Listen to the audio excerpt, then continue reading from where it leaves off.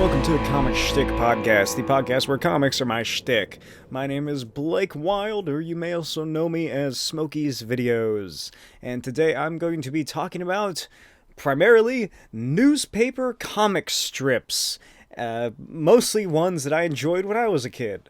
Other than that, I got some Moon Knight stuff, some Thor Love and Thunder stuff, and a little bit of comic news here and there.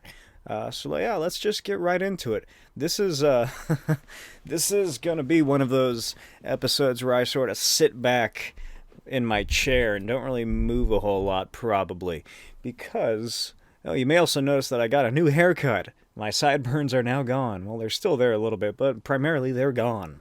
This is called an undercut, apparently. Yeah, I got my haircut, but I was very ill this morning at work. Trigger, I guess, warning. I threw up a lot at work, so I had to leave early. And came home and slept for about 3 hours, and feeling better now. Could not keep anything in my stomach, though. Don't know what happened to me.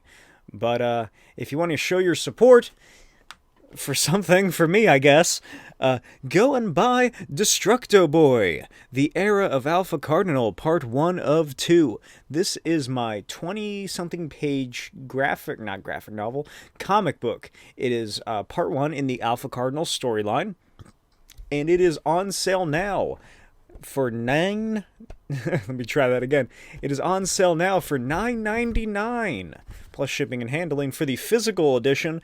If you do get the physical edition, you get the option of picking any sort of character that you would like.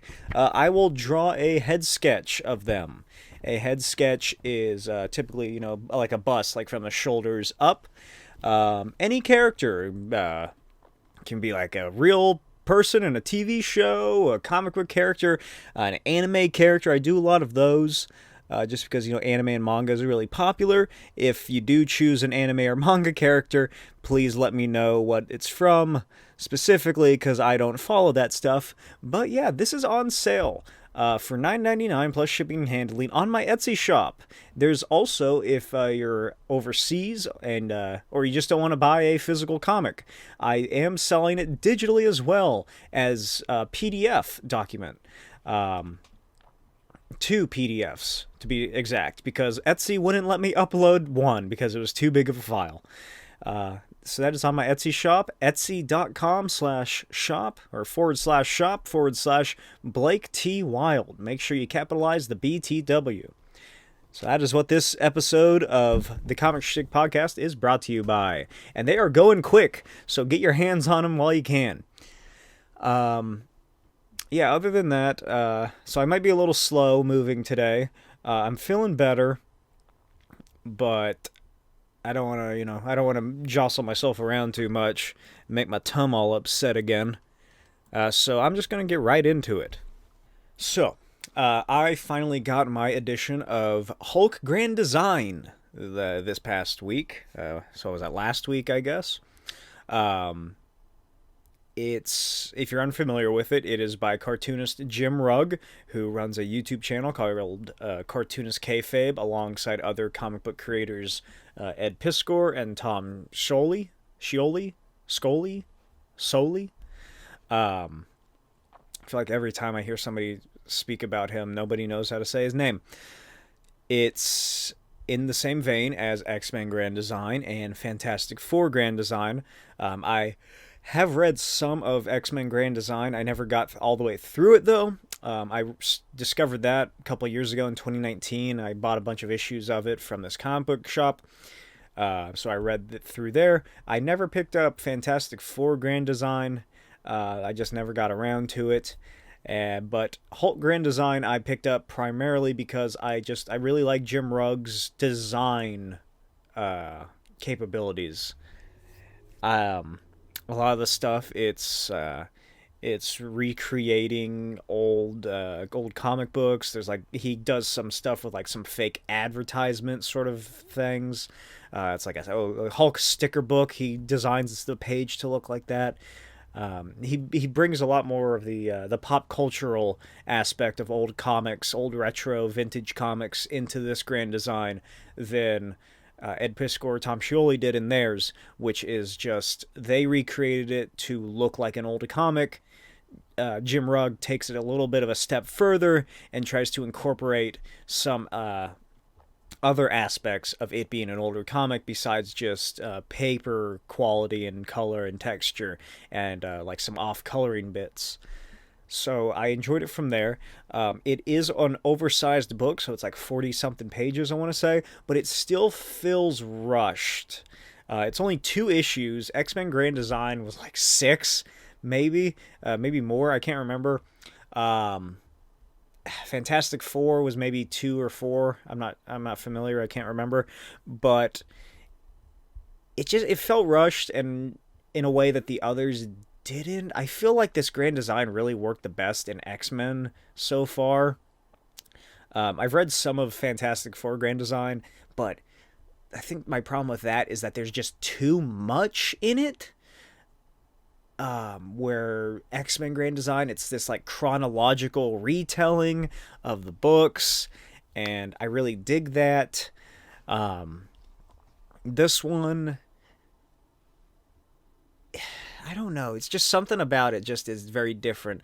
X-Men Grand Design also had the aspect of it's a story being told to you by the Watcher, who's like recorded the X-Men's history, so he's like, here's everything that happened. I don't think Tom did that in FF Grand Design, and it definitely isn't happening here. This is just like some omniscient narrator who is doing the narration. Um, so yeah, I feel like it would work better if it had like 2 more issues maybe for Jim Rugg to, extend out the story a little more. But really, there's only so much you can do for a Hulk chronology when almost every issue of the Hulk ever told is Hulk fights this person. Hulk fights that person next. And then he fights this guy, and then he fights that guy, and then he gets turned off. He gets cured from being the Hulk. But hey, next issue, he becomes the Hulk again. It's mostly just Hulk fighting people. So there's not much you can really do there. And this is like, I can't remember what issue number this goes up to. Maybe like 100 or so, 200 maybe. I don't remember. Um, it gets pretty high up there, and a lot of it's just fighting. Um, I was hoping it would be more. I don't know, because I figured that he wasn't gonna do it the X-Men way, where it's like like a timeline, a very coherent timeline. I was hoping it was going to be a little more mysterious, or like, because in all of the videos he plays up the fact that Hulk is a monster. This issue's called Monster. The next one's going to be called Madness. Um, I don't know. I was expecting it to be more from, I guess, Bruce Banner's point of view, but that's not really what the grand design is. That would be like Hulk life story, if anything. The writing of it is all right. Uh, it's not a surprise coming from the kayfabe crew because they're artists before they are writers. They've made that known. They've said that. They've talked about it plenty of times in the past. Um, so I didn't really expect much. I have Plain Jane's and Street Angel, but it's still sitting in one of my stacks of to read comics. It's like midway in through the stack, so I've yet to get to it, and I'm a slow reader, so I haven't read those. But I did read Jim Rugg's Octobriana, 1976. I got the Kickstarter and everything, got a cool poster out of it. Um, and the writing there was all right. It was bland. The art is really where the book shines, and I that feels the same here as well. Um, which is like I say, it wasn't surprising, but that is my issue with not the kayfabe creators themselves, but more so the fan base. This is an issue I've had for a couple months now, especially being part of the Cartoonist Kayfabe Facebook group for fans, is that a lot of them just they shit on comic book writing. They're like, oh, who cares about the writers? Art's where it's at. when it should be, you should care about both, because even if it's a bad story, if there's an interesting aspect of the story going on there, it's still a fun read. Octobriana, it's an alright story, but it's a really weird, it's a really weird storyline that's being told. It's a interesting idea coming forth, but it's still not a great story. The art's fun to look at, but it's not the best. But what a lot of these conversations I see is just people like shitting on writers, and it becomes an us versus them, is what the issue I believe is that after basically what happened is after the 90s Image Comics boom and the superstar artists, Marvel primarily, because not a whole lot of DC guys were coming from there. Marvel was like, we're not letting this happen again. So they sort of started playing down the artists alone, and it eventually became writer-artists. Teams on books were how they sort of publicized it, advertised it.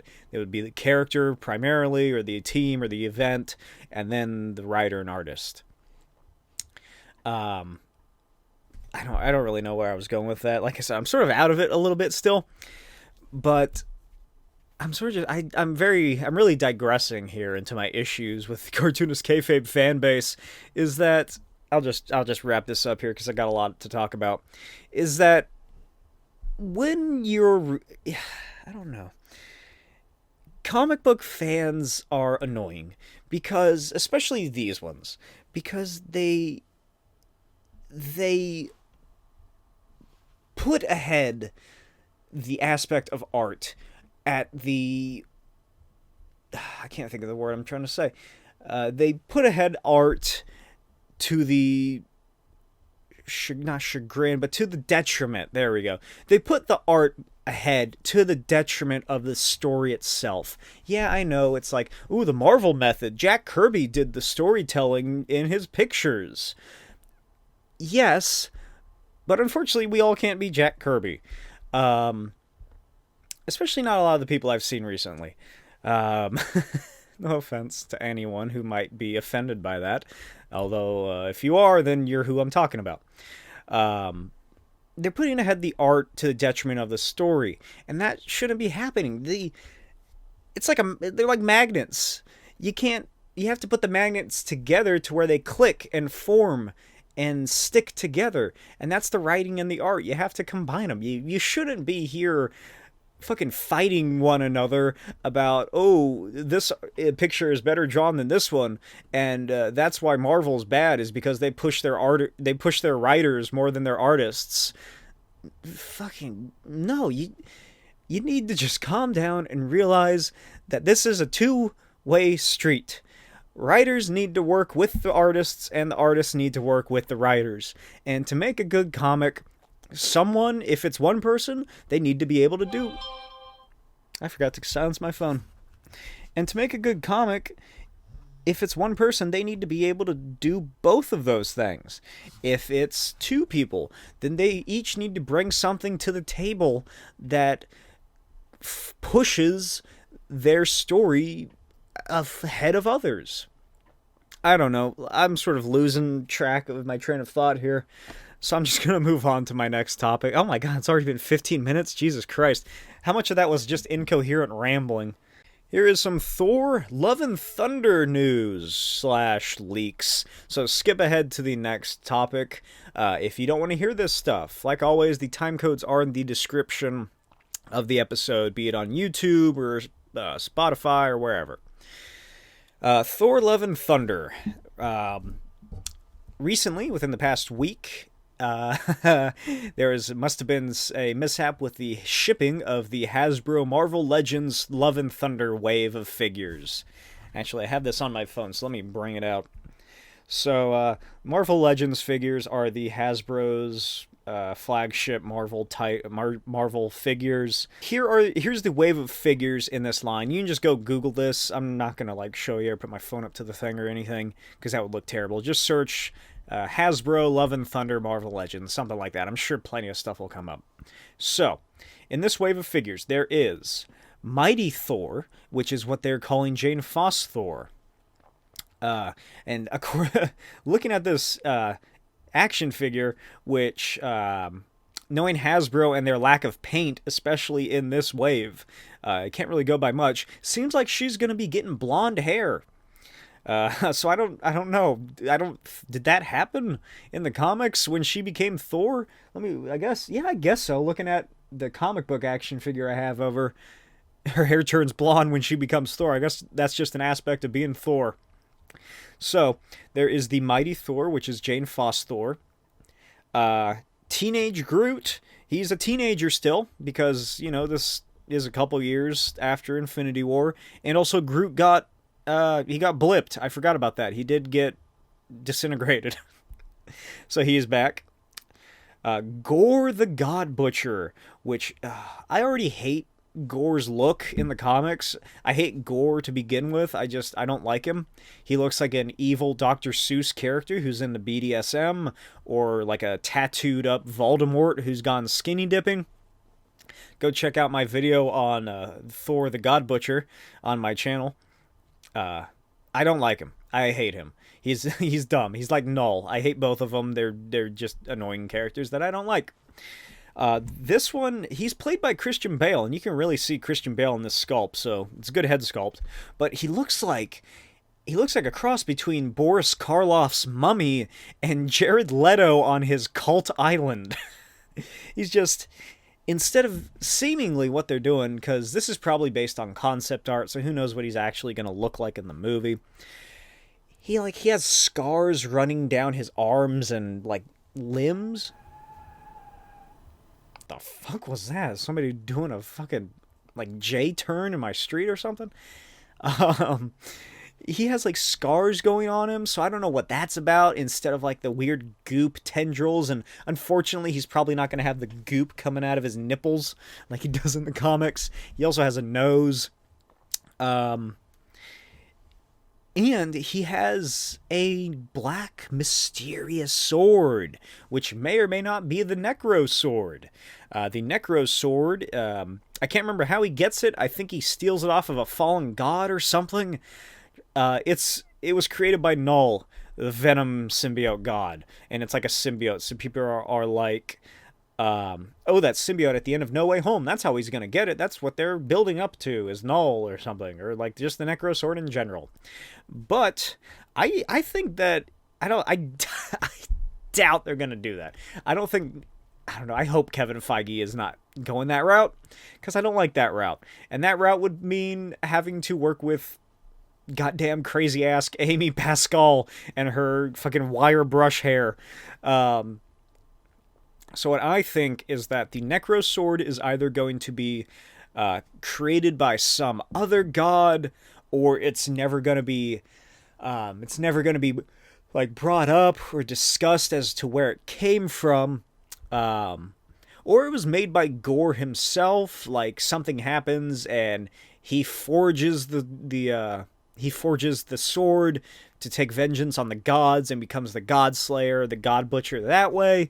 The back of the packaging on the Marvel Legends figure mentions a strange and terrifying weapon. So they could just not even call it the Necro Sword. They just might not even name it at all, and it just might be a magical black sword. Or it's probably, what I think it's gonna be, is if they don't do the whole goopy, crazy black sword, it'll probably just be a sword made specifically to kill gods. And I believe that because, based on the King Valkyrie figure, which doesn't look bad, it's Tessa Thompson in like a cool black and white version of her armor, I guess. It makes note that King Valkyrie has to defend her Asgardian civilization when a strange or like a dangerous visitor comes to Earth, something like that. So seemingly what I think is going to happen in Love and Thunder is Thor is going to leave with the Ravagers. Gorr is going to learn that Thor has been primarily based out of Earth. The Asgardians are on Earth, so Gorr is going to head to Earth to look for Thor. But he's gonna just miss him or something, and Thor's gonna go off on his adventure with the Guardians. Gorr's going to attack, or maybe they fight when they're still on Earth, but I don't know. Probably not. And then Valkyrie's going to have to fight him, and Gorr might kill her, or Korg, or somebody else. There's not many Asgardians left. They killed most of them in Ragnarok. So then he's going to leave and probably hunt down Thor and the Guardians until they split up. Anyway, why I believe it might just be a sword made specifically to kill the gods is because based on it's just called Thor, actually. The Thor figure, who is wearing the Walt Simonson-esque battle armor, the blue and gold with the big helmet. In a close-up I saw of that action figure, he has like a red mark going down his right cheek. That could just be like paint app mess up, but I think it's just going to be a scar. Because in the comic, when Thor grows out his beard and starts wearing this armor, he does so after he gets brutally scarred by Hela when he's fighting her. So I think that Thor's going to get into some tussle with Gorr. He's going to get his face slashed, and he's going to be like, oh shit, this guy can really kill me. I guess I better go help Zeus and Hercules fight this guy. And speaking of Hela, well, I'm going to lead up to this. I think that based on Gorr's look, he almost looks like some sort of priest or like a holy man or something. So maybe Gorr is like a priest or something on his planet. Something bad happens and he's praying to the gods. And they don't come, like in the comics. I don't remember if that's what his origin was in the books. I can't remember. But something bad's going to happen, and Gorr is going to be like praying or trying to keep people safe. Maybe it has something to do with Thanos or Surtur during Ragnarok or something. Or I can't really think of what other like big cosmic events they could tie this in with that have happened so far. There's not much in the MCU. Something bad's happening that's killing all the people on his planet. Maybe it's just famine. But what if this sword that he's using is like one of Hela's swords? It doesn't really look the same. At least I don't think so. I can't really see the action figure from here. What if it's like one of her swords? And Hela, she like got blown through orbit or she got blown through space when Surtur destroyed Asgard, because the Asgardians are like super durable. They can survive a lot. Thor was floating through space in Infinity War and he was just fine. So what if Hela crash lands on Gorr's planet? Gorr finds her, like, realizes she's a god, blames her for it or something. He steals her sword, kills her with it, and then goes after his own gods. Something like that. I can easily see Taika Waititi just killing off Cate Blanchett's character in, like, the cold opening. Like, it'll be on Gorr's planet. Either Hela or another god is going to crash land. Gorr's going to steal the sword, kill them, and then he's going to look at it and it's going to like pulsate or something, and he's going to look up to the stars and like exact his vengeance. And then it's going to cut to like the MCU, the Marvel page flipping logo or whatever it is, and then the movie begins. That's what I think is probably going to happen. Other action figures, the only two other ones are Star-Lord and Ravager Thor, which is, he's like wearing a sleeveless red coat vest and this this undershirt sort of tank top. And the Build-A-Figure is Korg, wearing a fancy suit. Like a battle suit, like he has big fur on his shoulders and he's wearing pants. Yeah, so that's really all I got to say about Thor Love and Thunder. There's probably going to be a trailer released sometime soon, probably Wednesday, so tomorrow, because like I said, I record all this on Tuesdays. people have. I saw a post the other day that was like apparently one of the editors was like, "Oh, Thor: Love and Thunder trailer's all done," and it was a screenshot or it was like a it was a photo of like their editing booth with the Thor: Love and Thunder logo on the screen. So it's coming. It's coming soon, and they've started their press junket shit. So we're gonna be seeing something very soon. But that leads me into a discussion on Marvel Phase 4. There is a lot going on that we're getting this year. Right now we have Moon Knight, and that is halfway done. So we got, what, 3 more weeks? I think it's 6 episodes. So we have 3 more weeks of Moon Knight. And then, of course, there's Obi-Wan, and then some time in between. And then, also next month, aside from Obi-Wan, is Doctor Strange in the Multiverse of Madness. I can't believe it. It already feels like it's happening so fast. Like, it feels like just yesterday I was disappointed that it wasn't March because I wanted to see Doctor Strange. But now it's about to come out anyway. Time flies when you don't have a Marvel movie. So we got Moon Knight right now. That's leaning into Doctor Strange in the Multiverse of Madness. So let's see, what is it? Let me look at my calendar here. Let's see, when does Doctor Strange 2 come out? May 6th. So looking at my, let's see.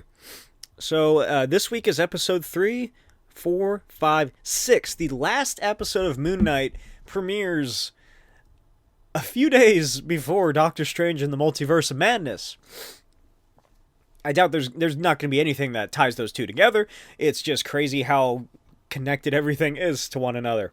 Doctor Strange in the Multiverse of Madness will sustain us until the following month in June. 1 month later, in June, we get the beginning of Miss Marvel. And that is probably going to be 6-8 episodes. And there's about, I don't know when in June Miss Marvel comes out. It's probably going to be halfway through the month, early on in the month. But that's going to be a couple weeks. And then a month after that is Thor: Love and Thunder in July. So it's May is Doctor Strange, June Miss Marvel, July Thor, August and September is She-Hulk. I don't know if we have an exact time as to when She-Hulk comes out. Probably somewhere like mid to late August, early September is She-Hulk. I'm really excited for that one. I love She-Hulk. I hate already that looking or having to see all the people saying, "Oh, she's just Deadpool." Because, oh my god, I can't fucking believe that. Speaking of which, here's a little digression. What the fuck is with all this shit? I'll get to this later. I'll talk about that later. It's me complaining about Moon Knight. Hopefully I remember it. It's Moon Knight. People comparing Moon Knight to Deadpool, and I hate it. It's so fucking annoying.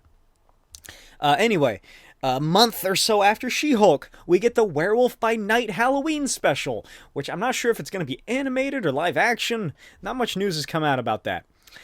A month after that, we get Wakanda Forever, hopefully. And then a month after that, we get Guardians of the Galaxy Christmas special. That is, what, 1, 2, 3, 4, 5, 6, 7. About 7 months full of Marvel shit. On top of the Disney Plus, well, I think it's just Obi-Wan, right? Is it just the Obi-Wan show that's coming out this year? Or is like Andor or one of the other ones coming out too? But there is so fucking much going on in Marvel Phase 4. And this is just like still in the beginning stages of it. Also, speaking of Marvel Phase 4, Marvel's Ironheart has some directors apparently. Sam Bailey, who directed Dear White People, and Angela Barnes, director of Atlanta, are going to be on it, working on it. And Ryan Coogler is executive producing. I don't have much to say about that. I haven't seen Atlanta. I haven't seen Dear White People. I haven't read any of Ironheart, but I look forward to it. I'm excited for when that comes out because it's, I don't know, it seems like a fun character. I have her action figure. It looks cool. It's a little girl Iron Man. I don't know. I think it's gonna be fun, especially if they team up. Hopefully they're working towards Young Avengers of some sort. So it's gonna be Kate Bishop. Hopefully would be leading the team since I think she's gonna be the oldest. Who else? Stature, Scott Lang's daughter. She's gonna be in Ant-Man 3. Ironheart. Miss Marvel, maybe Nova, if the kid version appears in the Nova project that they're making. Who else? I don't know. I hope that Happy Hogan is in Ironheart. I don't know. I'm not sure how much of Ironheart really has to do with Iron Man's supporting cast, but it would be fun to get Jon Favreau back for that role. And moving on to another Marvel project, or, well, Marvel thing.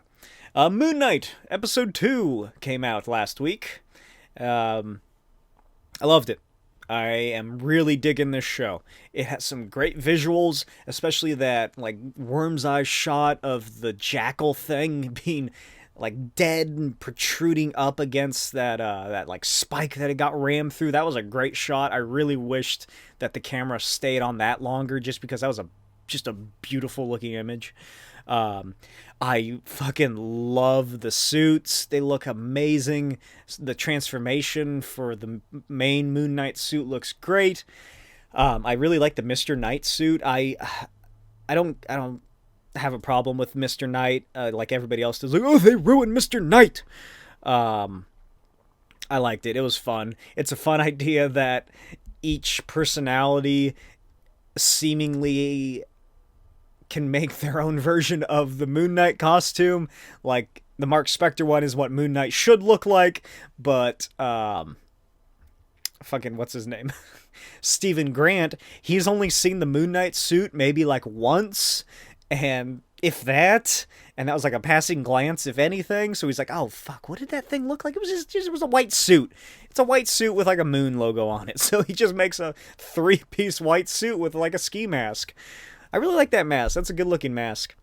But, yeah, back to my whole thing, like, oh, they turned Moon Knight into Deadpool. What the fuck are people getting on this about? What is that? Is it because the eyes are white and are animated? Is that seriously what it is? Because, news flash, assholes. I've been watching a lot of Always Sunny in Philadelphia recently. He doesn't act anything like Deadpool. He doesn't look anything like Deadpool.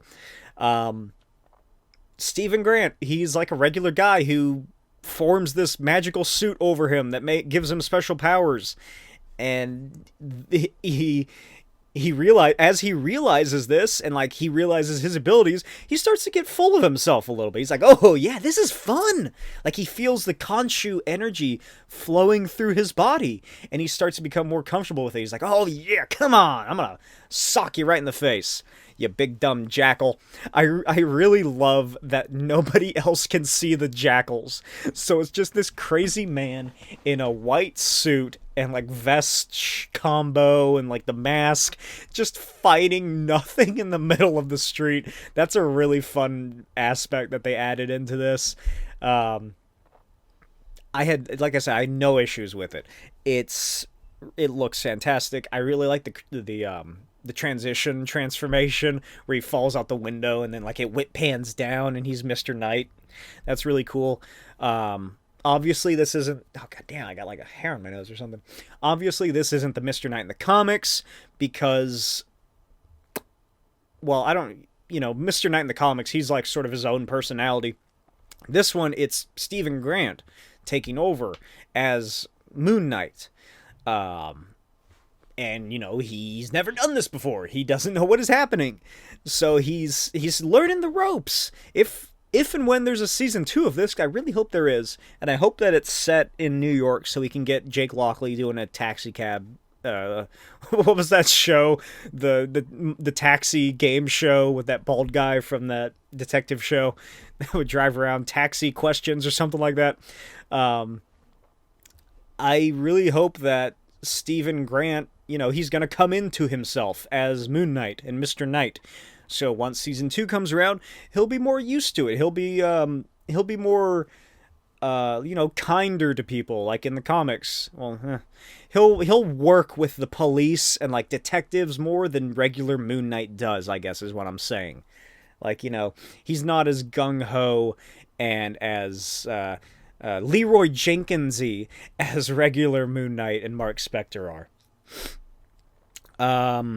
Khonshu is a massive asshole, and I love him. He's such a petty little bitch. Does anybody have any thoughts or suggestions as to what the statue man represents in this show? The golden statue guy that Steven keeps speaking to? The only thing I could think of is that, like, he's speaking to an idol, like Mark does. Mark speaks to the idol of Khonshu. Steven speaks to an idol of a fake statue man, which Khonshu might also be a fake statue man. Because in the comics, there's this whole thing, like, Khonshu, is he really a god? Is he just like a big alien asshole that fucks with Mark Spector and other people? Is he real? Is he some other dimensional being who thought it would be fun to pose as a god? Stuff like that. I don't know.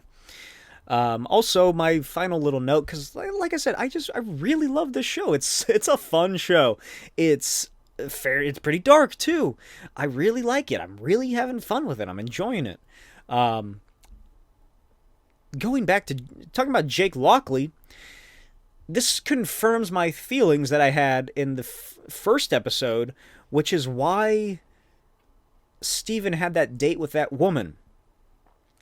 Because in the first episode, she's like, "Oh, hey there, Tiger. Like, you were pretty frisky the other night when you asked me out on the date. What happened? Why are you acting like a bumbling dork?" Something like that. And he's like, "Oh, I asked you out on a date? I asked you out on a date?" That's more of a Tom Holland impression. So, obviously it wasn't Steven who did it, so you're sort of led to believe it was Mark. But we now learn that Mark has a wife, and he doesn't want to get divorced from her, and he's annoyed by that. So I don't think that Mark would be asking out this girl.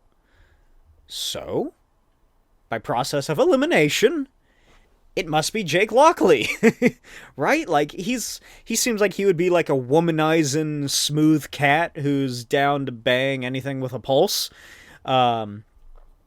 So I think that was a little allusion to the fact that there's a third personality going on that neither of them care about. Probably Mark knows about, but he doesn't give a shit enough to really worry about it. If anything, I feel like Jake and Mark probably get along more than Steven, because Khonshu also makes note when he wakes up in that field. He's like, "Oh shit, the stupid one's in charge now. Why is he doing this?" Which implies either Khonshu was hoping he would wake up as Mark, but that's a weird way to sort of phrase it, how Khonshu says it. So it seems like when Jake Lockley is in charge, he sort of gives it over control willingly. He doesn't give a shit. He's down for whatever. He's like Ice Cube. He'll relax and, like, yeah, sure, just fucking do your thing, but, make sure you're back and got my taxi cab in order. Whatever. I hope that they allude to more of Jake Lockley's presence. A couple weeks ago, I made note that there's a rumor going around that Jake Lockley's personality will be like the post-credits scene in the last episode. Who knows? All right, moving on to my topic of the week. I was running out of ideas. I've had this written down in my phone for a while, so I sort of just started sifting through there. And that is newspaper comic strips. Yeah, newspaper comic strips. These are what comics were until fucking, what's his name? Is it William Gaines? Is that the older Gaines? The guy who worked with EC, founded it? Or is it Bill Gaines? I can never remember which one's father and son. Oh, William. Anyway, before these comic strips were collected in books and sold for people as comic books, they were just comic strips in the newspaper every day.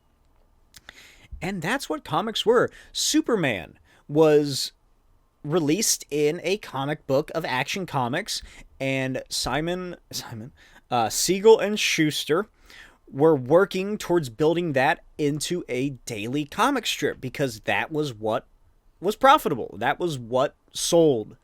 There were no real comic books. I actually have been reading more into the Superman daily strips.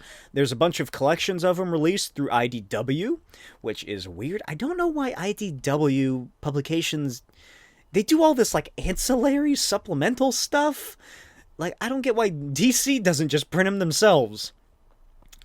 But so I bought the first and second volume of the Golden Age Superman daily comic strips, and there's like Silver Age ones, and then I think it sort of died down in the mid to late 60s.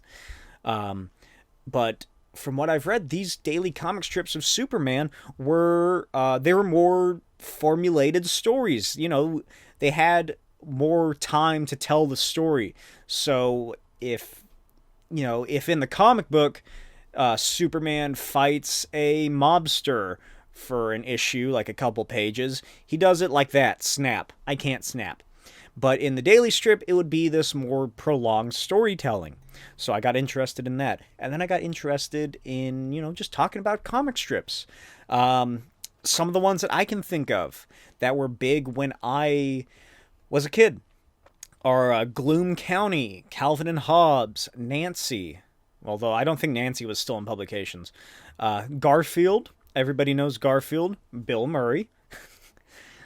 Beetle Bailey. I loved Beetle Bailey. I don't know why. Well, I kind of know why. But I really liked Beetle Bailey. Peanuts. One of the biggest. Probably it's going to be... If there's like a holy trinity, it would be Peanuts, Calvin and Hobbes, Garfield. Dilbert. That fucking thing. Doonesbury. Blondie. That's another big one. Hagar the Horrible. Zitz. Mother Goose. Is that what it was called? And Popeye, of course. Popeye is like one of the oldest. The newspaper comic strips, because, we used to get newspapers every day. We used to get newspapers every Sunday, and those were my favorite because they were colored. Those were my first real exposure to comic books. To comics. I didn't read comic books when I was a kid. I only really got into comics when I was in high school. The closest thing to comic books I got, I've spoken about this in my my What Is video on my version of Batman Killing Joke, or not Killing Joke, Death in the Family, which you can check out on my YouTube channel, is Twisted Toy Fair Theater, which were essentially... It wasn't daily strips because Toy Fair magazine was a monthly publication, but they had little skits and little comics with Mego figures. It was by the guys who made Robot Chicken, so it was in that vein, but it was a comic book. And they eventually, when they had enough of those, they collected them into volumes. And I love those. That's how I learned who Marvel characters were. Those are how I learned like who the Red Skull was, and Sandman and Hydro Man, and Herbie the Robot, who was like a pedophile in that series. All this stuff, and there's like allusions to actual stuff that happened in comics. So once I started getting into comics and reading books, the older comic books, what this stuff was based on, I was like, oh, that's what they were doing. I learned that Doc Ock and Aunt May got married through Twisted Toy Fair Theater. Stuff like that. So it was Twisted Toy Fair Theater and the newspaper comic strips that were how I, read comics. I got like comics here and there from the store, packaged in with action figures like Toy Biz used to do. Oh my god, what is this fucking hair on my nose? But that was it. This is how I read these books, or these comics. I don't even know if I knew comic books were really a thing outside of like the old ones that I would get with those toys. I would also, what I like to do would be to cut out the newspaper comic strips of the ones I liked and like glue them onto like a notebook that I had so I could keep them in there and go back and read them. I did that with like Garfield and Beetle Bailey and maybe Blondie here and there. I did like Blondie. That was a fun book. They were funny looking characters. But yeah, so, comic book or newspaper comic strips, they had a big part of my life. I even, somewhere around here, I have like a big sort of maybe 11 by 17, maybe a little bigger sheet of paper, a couple of sheets of papers where I was making like my own parody newspaper comic strips. And I was like, oh man, I want to make like these comic strips and make them weekly like they do. Never did that, but I made at least 2 or 3 of them. And, they weren't any good. They were just blatant rip-offs of the actual comics. But I was just like, oh, this is the coolest thing ever. So yeah, I'm just gonna get right into it. I have a couple from that list that I mentioned. What I did was I just went through. I went to Wikipedia and I just took some information from here and there about each one, just because fuck me, I'm not gonna be able to remember all this for each one of these. So let's talk about the Peanuts. Peanuts was created by Charles Schulz. Scholes? Is it Scholes or Schultz? I've always said Schultz, but now I'm not sure. The strip's original run was from 1950 to 2000. And after that, it continued with reruns. And apparently, there were, in total, 17,897 comic strips published in total. That is insane. I'm just going to read off a little bit of like these notes. I think this is how I'm going to do it. I have like some little bullet points. I'll just read these off and then I'll talk about my personal experience with the book. Something I never noticed until I was reading about it today was that it has a sort of matter-of-fact social commentary in each of the books, or each of the comics. Peppermint Patty, this is from Wikipedia, Peppermint Patty's athletic skill and self-confidence are simply taken for granted. Franklin's presence. Franklin is the black character, the black kid. His presence in a racially integrated school and neighborhood is just accepted. It's never brought up. It's never questioned. He's just there. He exists there with all these other white kids, and they play together. Charlie Brown's baseball team had 3 girls on it at a time when that wouldn't happen. So that's really interesting that, you know, there's like at the time those were some big fucking topics of discussion. And Charles Schulz, apparently, like, he was in correspondence with some teacher from LA who was like, why don't you have like any like black characters in your book? And Charles Schulz was like, oh god, if I do this, people are gonna fucking like send me death threats and shit. But he decided to do it anyway, and he didn't make a big deal out of it. He just introduced this black character and had him keep coming back and hanging out with the gang. The final Peanuts comic strip by Schulz after his death was Charlie Brown answering a phone for someone who's like asking for Snoopy, but Charlie says he's busy writing, and Snoopy out on his doghouse with his typewriter is writing, and in a large panel, which I believe has the, it's like sort of like opaque, or the opacity is lowered. I can't think of the word. Is the last like 3 panels of the last strip Charles Schulz ever did, and below that is a letter reading, "Dear friends, I have been fortunate to draw Charlie Brown and his friends for almost 50 years. It has been the fulfillment of my childhood ambition. Unfortunately, I am no longer able to maintain the schedule deemed by a daily comic strip. My family does not wish Peanuts to be continued by anyone else. Therefore, I am announcing my retirement. I have been grateful over the years for the loyalty of our editors and wonderful support and love expressed to me by fans of the comic strip. Charlie Brown, Snoopy, Linus, Lucy. How can I ever forget them? Charles M. Schulz." That's basically what he also wrote in his final daily strip. This was like this was posted like the Sunday almost immediately after he died. But it's just a nice little reminder, or but it's a nice little message to end the strip on. And of course, you know, they just started doing reprints of all the issues, which is, I'm sure, what most of my audience has ever seen, assuming that you ever read newspaper daily strips. I actually did take a picture of my newspaper, the comic strips in there, and I'll read from that a little later. I don't recognize anything. It honestly, it looks like webtoons or like DeviantArt comics in this newspaper strip. I don't know what the fuck these things are. You know, Peanuts. I feel like everybody in the goddamn world has been exposed to Peanuts in some way or another. They have some form of opinion on Peanuts, depending on, you know, how much you really care about it. Great Pumpkin, Charlie Brown, the Christmas one, There's other movies that I can't think of, but those are the main two that have ever watched. There was a couple of years ago, there was that 3D animated Peanuts film, which I wasn't expecting much of, but people said was great. I haven't seen it still. Uh, it's influenced pop culture. Hey, you blockhead. There's the Arrested Development does a whole Peanuts thing multiple times. You can always make a joke about when you want to make fun of somebody for saying something boring. You just start going wah wah wah wah wah wah wah, and make a zoned out face or something.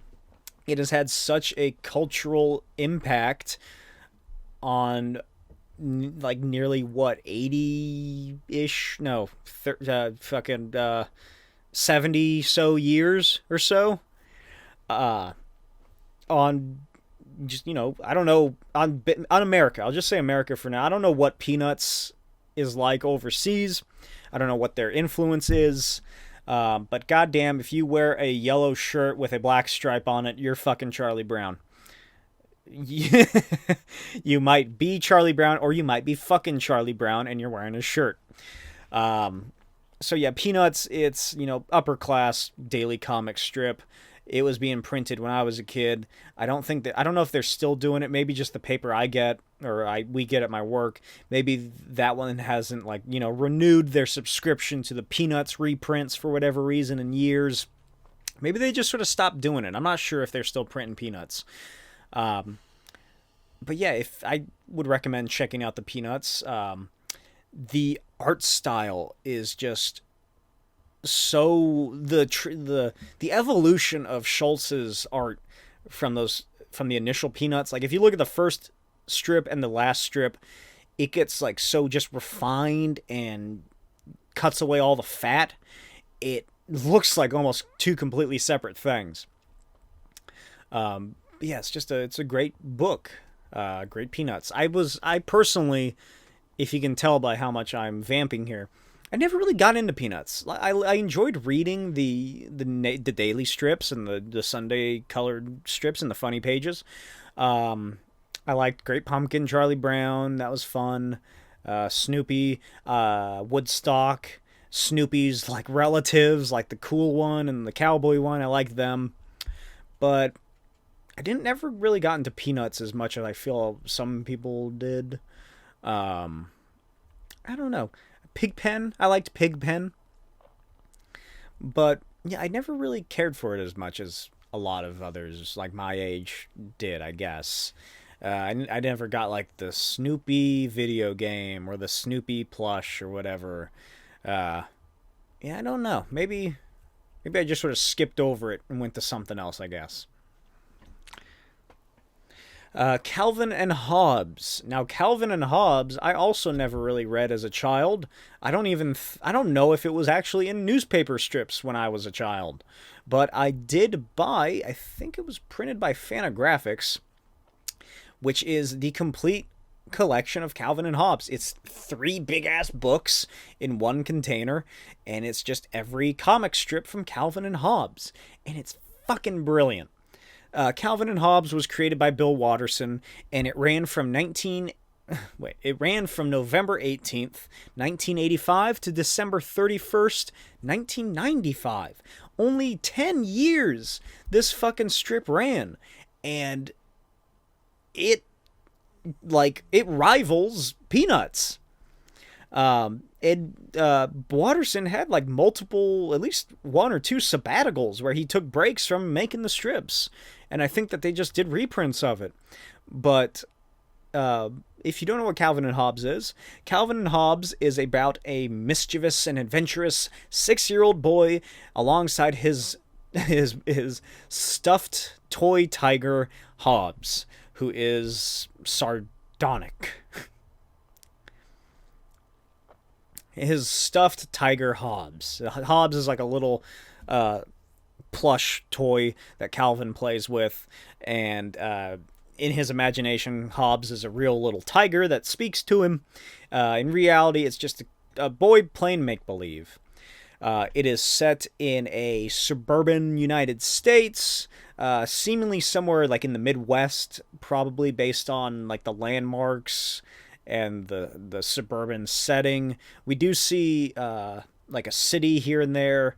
Every now and then, there's a strip where Calvin gets like a flying magic carpet, and he wants to go visit his dad at work, so he flies into the city, and it sort of looks like Chicago or something. Um, but alongside Calvin and Hobbes, there are his parents, and there's also Calvin's like roommate, classmate, and sometimes friend, sometimes enemy, Susie Durkins, who they have like a cute little back and forth, like a cute kids interacting, sort of like they have a crush on one another, but they never say it. Um, it's a really fun strip. Watterson. Oh yeah. So the way this got made is that Bill Watterson submitted this strip called The Doghouse to, what was it, United Feature Syndicate. But the aspect of the strip that they were most interested in and thought worked the best was the main character's little brother, who had a stuffed tiger toy. And they're like, hey, these two characters are great. You should work more on those. Forget all that other shit. So Watterson went back and reworked it into Calvin and Hobbes. Unlike Peanuts, Calvin and Hobbes is like remarkably consistent in terms of the art style. The initial strips, they look a little different here and there, but more or less it's all formed already. You can look at the first one and the last one, and not much has changed. And the Sunday pages, the Sunday strips, oh my god, they're just so beautifully colored. I'm pretty sure, I would assume it's Watterson doing it, but it's just beautiful watercolors, and they're so vibrant and just pleasing to look at, especially like the strips that take place during autumn or fall, and he gets those beautiful oranges and various other fall autumny colors in there. Just, it all looks so amazing. And I really love Calvin and Hobbes. Like I said, I bought that big collection of it. I only made it through the first book. I can't remember what years that entails specifically, but I need to get back to it. It is just such a nice read. Especially, if you want to just... When I read comics, I read them before bed, because that's, the only time I can really get the chance to. So I would just crack open this big-ass... It's, like, really long and vertical book, or not vertical, really long and horizontal book. So I just put that on my lap and just start reading Calvin and Hobbes strips, and it's such an enlightening, calming... You get the same sense of wonder and whimsy that Calvin has playing when you read these books. It is such just like a masterclass and pinnacle of storytelling and cartooning and just feel-good comics. The last strip of Calvin and Hobbes is Calvin with Hobbes. They're outside after a fresh snow has fallen, and obviously, because it's set in December, which is something I really dig, is that more or less Bill Watterson would follow the seasons. So, you can find like, comfy, little cold winter stories where Calvin's getting ready for Christmas or whatever. One thing I do like is that he didn't do it every Christmas. Like, he didn't have 10 Christmases or something. More or less, he would do Christmas every now and then. So it sort of felt like this could all take place over the course of like 2 or 3 years in Calvin's life, as opposed to this child has been 6 for 10 years.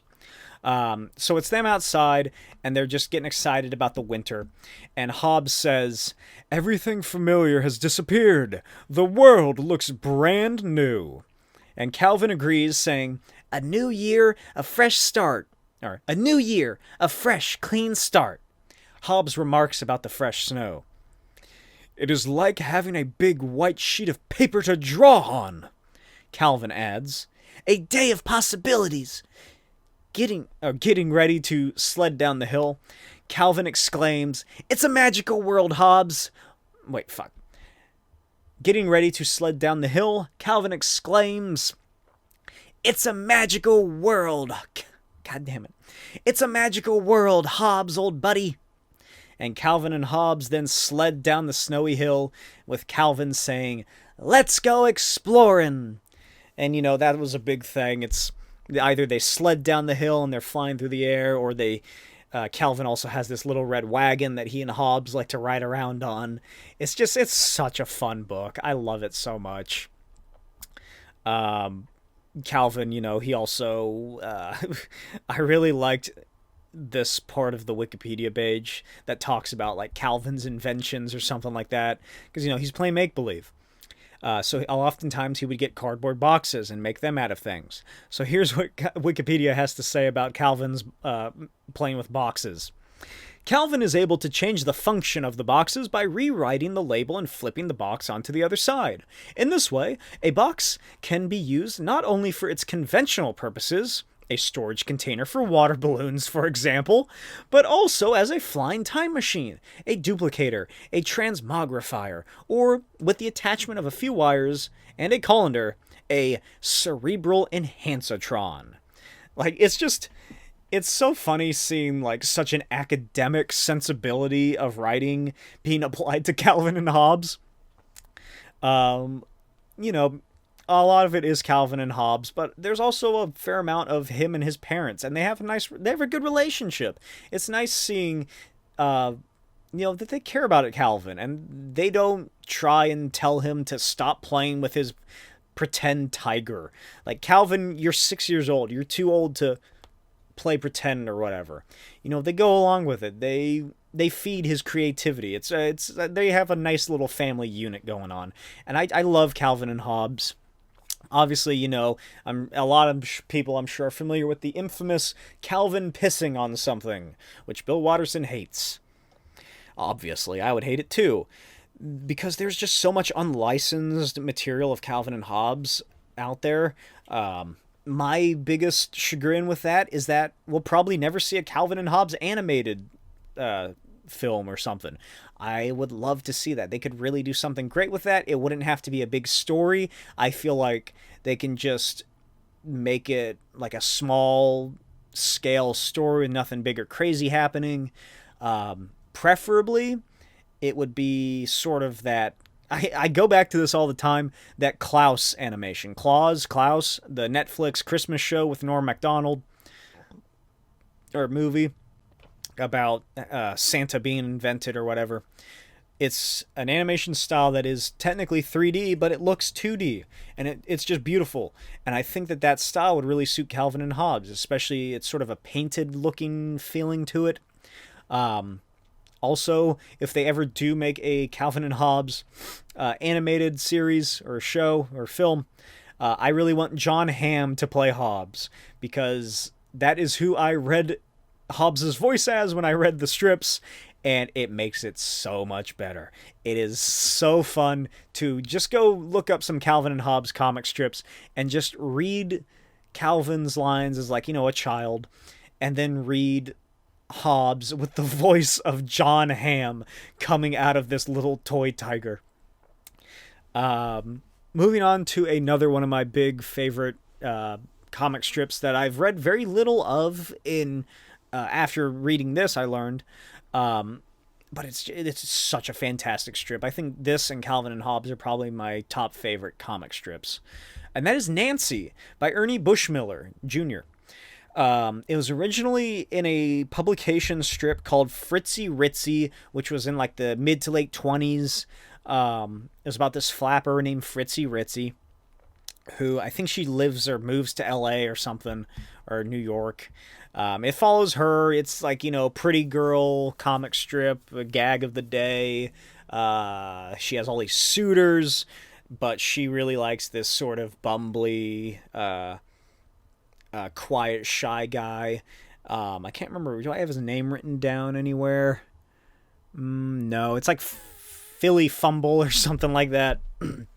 They actually get married in like the 90s or the 2000s. They marry those two characters off finally. But yeah, so it's Fritzy Ritzy for the initial part, and then after that, I can't remember why exactly, but uh, she moved somewhere, I think, or she. I want to say that they moved to like California or somewhere. I don't know why. Maybe that's just what I thought happened. Maybe I'm confusing this with Ernie Bushmiller's real life story. I can't remember. It's been a while since I read anything on him. This girl is introduced named Nancy, and it is Fritzy Ritzy's niece. It is Fritzy's niece, and Nancy is sort of just offloaded onto Fritzy, and Fritzy has to be her caretaker. So for a while, it was Fritzy Ritzy and Nancy was like the two main characters, and then eventually Nancy just grew in popularity, and Ernie Bushmiller was like having a much more fun time making Nancy stories. So Fritzy sort of just falls to the wayside. She'll still show up here and there, but it's about Nancy. She's a young girl whose head looks like a bowling ball because she has like just black dot polka dot eyes and like a big stylized hair. It's such a stylized, simplistic story art style, but it is fantastic. Um, there have been 6 creators in total since 1938, and it is still running. It is still a comic strip that is going to this day.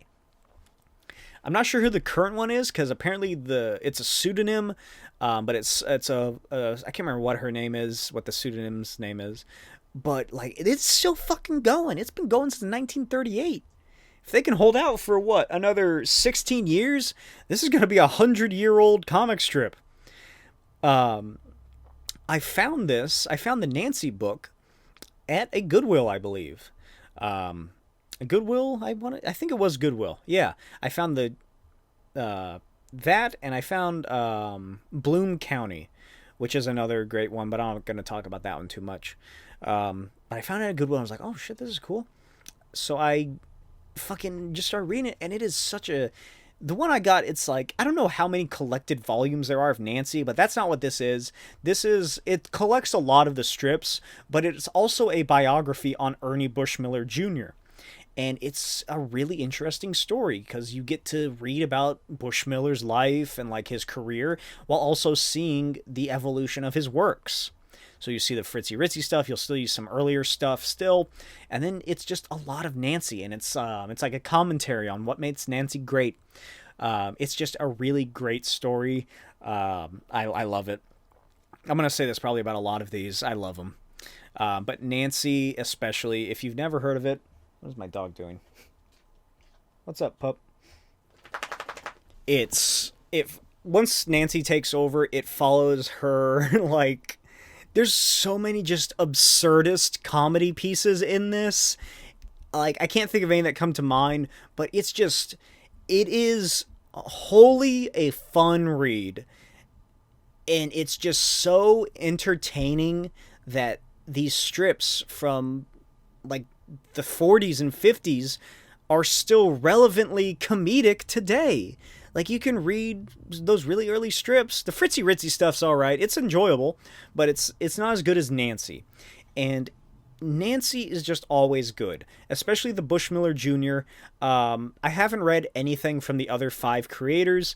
I know that there was a big there was a strip which was a couple years ago by the newest creator, and it's like Nancy riding a hoverboard with like 6 selfie sticks coming off like in her hands, and she's like Sluggo is lit, and she has like big sunglasses on her, so that's something ridiculous. Sluggo is Nancy's best friend, who is like this little ragamuffin miscreant sort of guy. He comes from a really poor family. Like, you know, he's on the wrong side of the tracks or the other side of the tracks. You know, really poor family. His clothes are always tattered and dirty, but he and Nancy are like best friends. And their interactions are so sweet and fun, and Nancy can be very overbearing sometimes and downright mean, but you know, they care about each other, and it's just really fun to see them interact, especially with the other characters of the story. Aha, I found it. Here is my copy. It's covered in dust and stuff. It is the best of Ernie Bushmiller's Nancy, and there's the Goodwill sticker on there. So it is just Let me see, how's the best way to do this? I love this Nancy series so much. If I didn't, I wouldn't have gone and found this fucking book. There's the Fritzy Ritzy stuff right there by Ernie Bushmiller, and you can see right there is the early appearance of Nancy. It's still fairly detailed artwork compared to what it becomes. If you're listening to this, then this isn't going to be much. Let's see, let me get to the regular Nancy stuff. Here we go. So that is, well, you saw it on the cover, but that is what Nancy turns into. That's like sort of what she starts looking at. Like he streamlines it so much, and there is a lot of stuff. There's a lot of content in this book. Let's like here, check this fucking thing out. Look at this. What is this? What the fuck is going on? These are strips that he released in this fucking series. It is so good. I should really go and reread this. It's so much fun. Oh man. She finds a dinosaur under her fucking yard and shit. And, it's just the daily strips. So you can see, does it say? Yeah, so, right here, January 16th, my birthday. I don't know what year this is, but, let's see. There's Nancy just slips on a banana peel and gets stuck in the middle of the air. And she says, "Oh dear, why did he leave me like this? I wish he'd finished his cartoon before he takes his coffee break." So, it's crazy shit like that. It's fucking Nancy talking to Ernie Bushmiller, breaking the fourth wall. It's She-Hulk before She-Hulk. I highly recommend it. If you can find this book by Brian Walker, it's Ernie Bushmiller, the best of Ernie Bushmiller's Nancy. Or if they do make published collections of it, definitely check that out. It is such a fantastic series.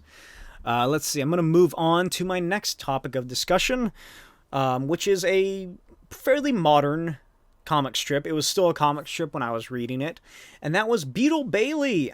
I loved Beetle Bailey. I think that's because there's a joke that says once a man reaches his midlife, he'll get really into World War II. I'm sure people have experienced that. Like, your dad gets really into World War II when he gets about to his 40s or 50s. I experienced my apparent midlife World War II fascination when I was, under the age of 10 to, my teenage years. I was fascinated by World War II. I have this big collection of documentaries that are in this, ammo box case. I've seen Saving Private Ryan probably 50 times at least. I watched so many documentaries on World War II. I was fascinated by it, just learning about it and everything. So I think that's probably why I dug Beetle Bailey. Although Beetle Bailey, obviously, it's not set during World War II. It was originally published by Mort Walker, who's the creator, on September 4th, 1950. Beetle Bailey, if you're unaware, it's like MASH, but kind-hearted, or lighthearted. It's lighthearted cartoon MASH. It is set in a fictional U.S. Army post called Camp Swampy. It's just they're living on base in the barracks. They do drills and shit. They get up to hijinks. It stars, obviously, the main character, Private Bailey. Can't remember what his first name is, but everybody calls him Beetle. He is, he has his little cap that he brings down over his eyes, so you only ever see him from here. I was reading that apparently you do see his whole face one time, and that's very early on when he's a college kid before he gets drafted or enlists or whatever, and apparently that strip was pulled from publication and never saw the light of day again. So they wanted to really retcon not seeing his face. It's Beetle Bailey primarily. He gets into hijinks. He pisses off his Sergeant First Class, Sergeant Snorkel, he's like a big fat angry guy who has a dog that looks almost exactly like him. There is General Half Track, who is this alcoholic perv guy who's an idiot. Cookie Jowls, who's the cook. Killer Diller, this womanizer who is sort of Beetle Bailey's nemesis. Private Plato, who what's the guy's name from MASH? He looks almost exactly like the character from MASH, the techie guy from MASH who wears the eyeglasses. I can't remember his name. Radar. He looks like Radar. And, of course, the beautiful Miss Buxley, who is this beautiful civilian secretary for General Half-Track who gets sexually harassed by him. He's like always hitting on her and oogling her. Everybody ogles her because she's like the most beautiful woman on the whole base, maybe the only woman sometimes. But I remember this, doing the research on this brought back some memories, and I remember having a huge crush on Miss Buxley when I was a little kid, and I was like reading through these books and like, oh my gosh, she's so pretty, she's so hot, she's like a hot pretty blonde, oh my gosh, like a little kid crush on like a fake character, like, I had a crush on Prince Eric from fucking, what is that movie, Little Mermaid. I had a crush on Maid Marian, if you're Mr. Sunday Movies. But for me, when it comes to the daily newspaper comic strips, I had a crush on Miss Buxley. Like I said, it's a fun book. It's not the best, really. It's just weird. I don't think I would ever go back and reread them. I don't think they have that much of a rereadability like Calvin and Hobbes or Peanuts or Nancy does. But they're fun little daily strips. I did learn that in 1988, there was a musical based on Beetle Bailey. For some reason. I don't know. That's such a weird fucking thing to make a musical about. And apparently the plot had to do with a computer system that accidentally promotes Beetle Bailey to a 3-star general. Like, that's what the topic of the show was about. That was the plot, is that he gets promoted to it being a 3-star general. Yeah, Beetle Bailey, fun little story. If you can like pick out some stuff here, probably best to cherry pick it, really. Can't imagine there's much. I did learn that Mort Walker drew a lot of porn of Miss Buxley. Too bad I didn't know about that when I was younger. Hey-oh. Yeah, so that's a fun little book. Blondie. Here's the last comic strip I'm going to talk about. This is Blondie. Or later it would become Blondie and Dagwood. This one was another one that was still running when I was a kid. Blondie and Dagwood is, it started as Blondie. It's similar to Fritzy Ritz. It also started in 1930 by Chick Young, and he was on it until 1973 when his son Dean Young took over, and he might still be working on it in some fashion, but I don't know if it's still going. I think that, I believe it might still be going, but if it is, it's other creative teams on it. Because Dean Young, if he started it in 1973, he's like in his 80s, I think, now. So Blondie focused on the adventures of Blondie Boopadoop, a carefree flapper girl who spent her days in dance halls along with her boyfriend, Dagwood Bumstead, heir to an industrial fortune. I did not know that before doing my little read-up today. That was like where they came from. I just sort of always assumed that they were married because they were always a family unit when I was reading it. But really, that can sort of be forgiven, as on February 17th, 1933, 3 years after the strip started, after, according to Wikipedia, much fanfare and build-up, Blondie and Dagwood got married. After an apparent month-and-a-half-long hunger strike by Dagwood to get his parents' blessing, because they strongly disapproved of him marrying someone beneath his class, because remember, he's a rich person, they disinherited him. So they had like a lump sum to go off of, and they moved into the suburbs and started a family. Dagwood gets like I can't remember what his job was. And Blondie goes from being a flapper party girl to being like a stay-at-home mom, carer for the family. brings up my issue with people asking for parents' blessings. I'm going to digress here. I think that's absolutely draconic and ridiculous.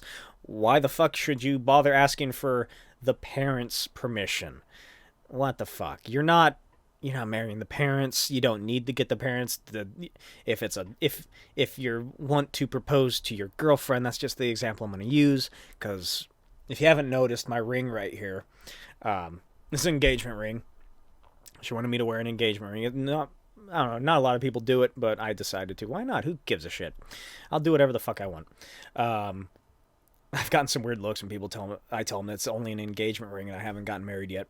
But anyway, after it came out that I got engaged to my girlfriend of 3 years, people were like, "Oh, did you ask for her parents' permission? Did you ask for her dad's permission?" And I'm like, what the fuck is this stupid shit? This fucking tradition bullshit. I hate a lot of traditions. I hate most traditions. Especially social traditions like that. Because it's so fucking stupid. It's bowing down to a system that you shouldn't. If you're listening to this and you're planning on proposing to your significant other, like I said in this example, I'll use girlfriend. If you're gay, if you're straight, whatever. If you have a girlfriend, you're planning to propose. Because that's usually how it goes. If you have a boyfriend, you're planning to propose. Whatever. They aren't owned by the parents. That's not how it works anymore. It's not like, oh, I have to go beseech them with inquiries on whence to propose for their permission to grant away their daughter's hand in marriage. You're not doing that shit anymore. You don't need to worry about anybody fucking else aside from you and your significant other, the person that you love enough to propose to. You shouldn't be bringing them into this until after the fact. Fuck that.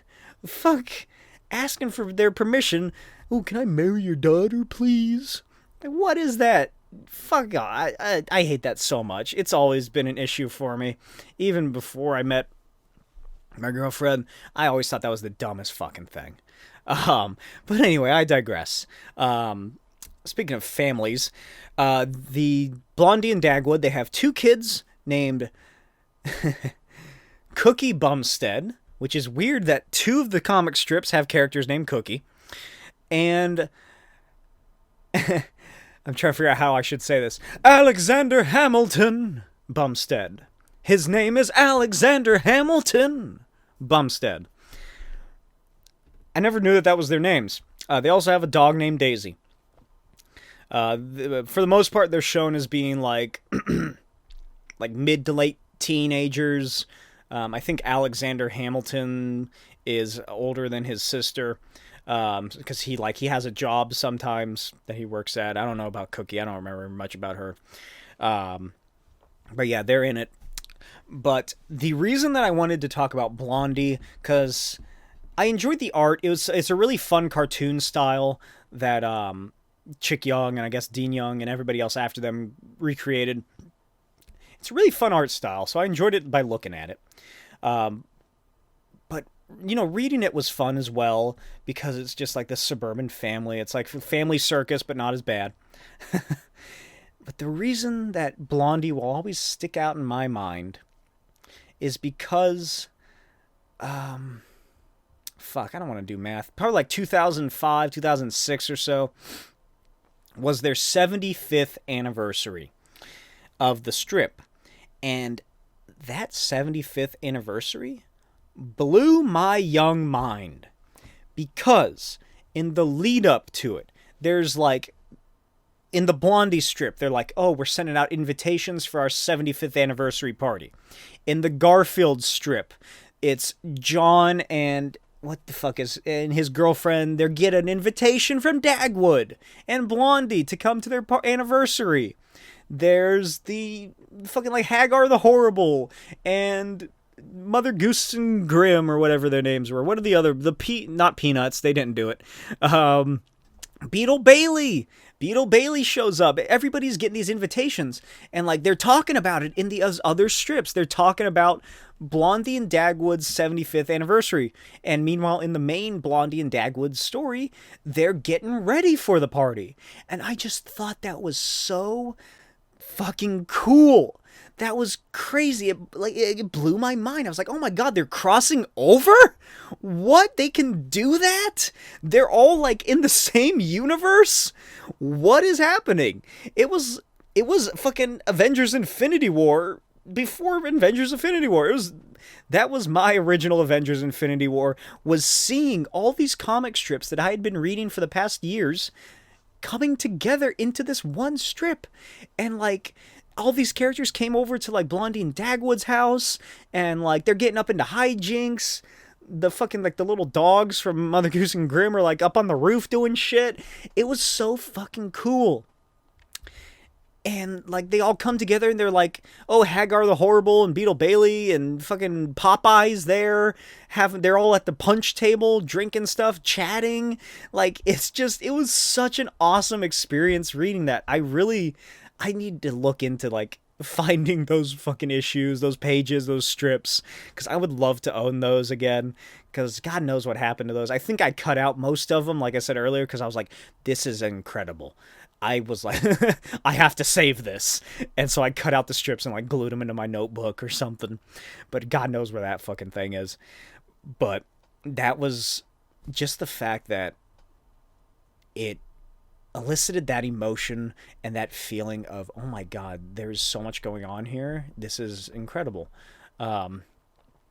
Like, it must have been how people who had been following the MCU from the very beginning felt in Avengers or something. Because I got into the MCU around Captain America First Avenger, and then I skipped Thor, I think, and then I went into Avengers. Though I think before I saw Avengers, the only one I'd actually really seen all the way through was First Avenger. Might have seen Iron Man, I can't really remember. But I went into Avengers, and then after Avengers, I watched them all again. But that must have been how people felt 10 years ago when this was happening. But this was like my big experience. Like, holy shit, they're all coming together. It was so great. I just loved it so much. Just a couple like other things that I was very surprised at about Blondie before I wrap this up. This is an hour and a half. Wasn't expecting it to be this long. Is there were 28 Blondie films. 28. And here's the time span that it ran from. The first one is 1938. The last one, 1950. 28 films in 12 years they made about Blondie. It also had 2 television shows, I guess live action, I'm not too sure, that ran from like the late 50s and the mid 60s. And there was an animated cartoon show about Blondie, which I feel like more people might have seen, in 1987, that was made by Marvel Productions. And Dagwood was voiced by Frank Welker. So, if you know who Frank Welker is, he voices Scooby-Doo, he voices Fred. Just think of Fred's voice, and that's Frank Welker's voice. I feel like I should have left off on the Blondie 75th anniversary thing, because that was more interesting, I want to say, than those dumb little snippets. But that's how the cookie crumbles. What newspaper strips did you enjoy reading? Did you read newspaper strips? Do you not know what a newspaper is? It's kind of like a book, but made of shittier paper, and you would get it every day. A book is kind of... I hate those fucking jokes. Again, check out Destructo Boy, The Heir of Alpha Cardinal, part 1 of 2. This is issue 1 in a 5-issue series that I'm going to be releasing. The first 4 issues are 2-parters, so this is part 1, issue 2 is part 2, issue 3 is part 1, issue 4 is part 2. Final issue is going to be one larger story. $9.99 plus shipping and handling on my Etsy store. That's etsy.com/shop/Blake T. Wild. Make sure you capitalize the BTW. And if you want to buy it digitally, it is $5. So, slashed in half for the digital version. But again, if you get a physical copy, I will draw any character you want as a head sketch and include it in this book. And I'll be, signing it right here, and you'll get the strip, or you'll get the picture right here on this book. It'll be folded inside, or not folded, it'll be stuck inside and included. So check that out. Follow me on Instagram at NotBlakeWild and at Smokey's Videos for more updates on my art and my comics and my YouTube channel. I'm still working away on my 100th episode of What Is. Hopefully I'll be getting that done within the next week or two, I'm hoping. There's just a lot going on in this video, and I've got fucking these stupid-ass college classes that I fucking hate. Goddamn, most useless college classes are the last two that I'm taking for this degree. And they're so fucking dumb. But I digress. Don't need to be talking anymore. It's already an hour and a half. Again, let me know in the comments what you thought of this episode. Go back to the... what do you think about Moon Knight? What do you think about all that Marvel news I was talking about? Do you have any thoughts or theories on Thor, Love, and Thunder? Yeah, so... leave me topics for suggestions or topic ideas for this podcast in the comments as well if you have any. I have them all written down on a list. I will see you next week, where I will be talking about Ann Nocenti's Daredevil, which I might be finishing. I have about 15-20 more issues left. I'm not sure if I'll be able to finish all those in the next week or so, but I will try, so I can wrap that up. Probably I'll be talking about Moon Knight, and those are really the only concrete things. Hopefully there's a Thor Ragnarok trailer to talk about. Or Thor Love and Thunder trailer, but as of present, the only two topics I got are Daredevil and Moon Knight. I'll see you next time. Bye.